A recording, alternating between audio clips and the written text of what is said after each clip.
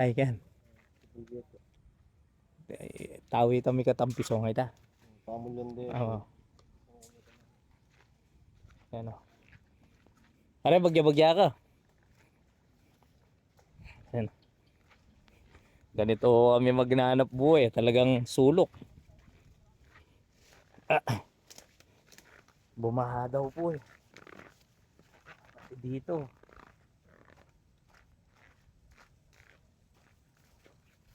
Good size tong isda. Ay, madulas. Tingnan nyo po yung anak buhay natin, no? Taldawa.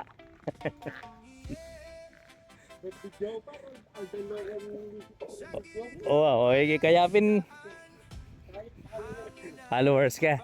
Ay, liya kasi po tayong bubisita na rin mga karga.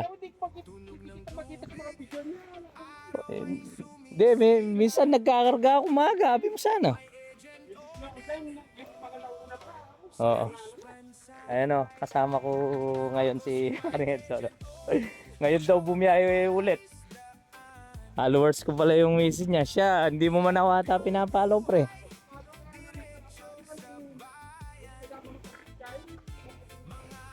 Wow, minsan kasi gabi na ako nakakapag-upload ng mga long video ko po eh.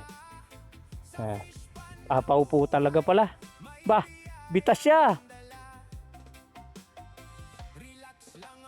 Pare, bitas siya pala.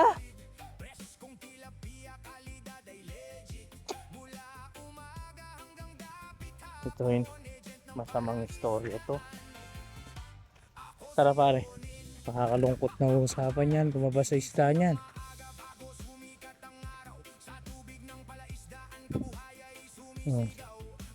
Ito ang ganitong nangyayari. Akaalanganin po yan, dapat screen kanini.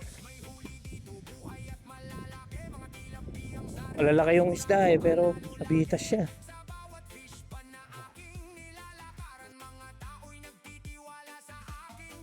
Ano ko natin? Ito yung mga kinatatakutan din minsan no po yung mga operator natin na fish pan. Yung mga karundon nila bibigay dahil sa lakas ng tubig. Yan, tignan nyo natin.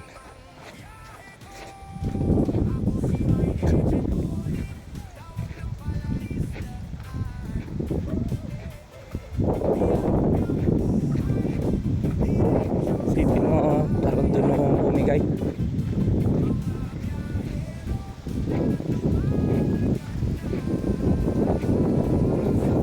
Ako Will, pasabay ya po dapat palimpukot ken.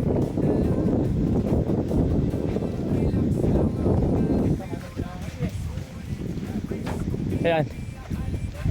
Yung mga mandaragat pala yung mga tagahuli pa naman natin.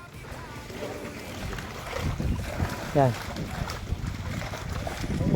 Binig. Ito yung problema oh. Bumigay. Ayan oh. Yung sandbago talaga pala ang bumigay, umapaw na. Sa ganito sitwasyon ano, mga isda talagang lalabas ito.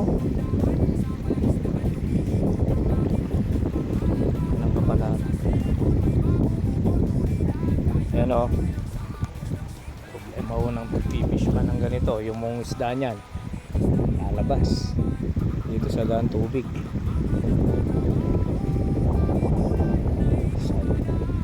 Senaryo ating mapit inwal na boss.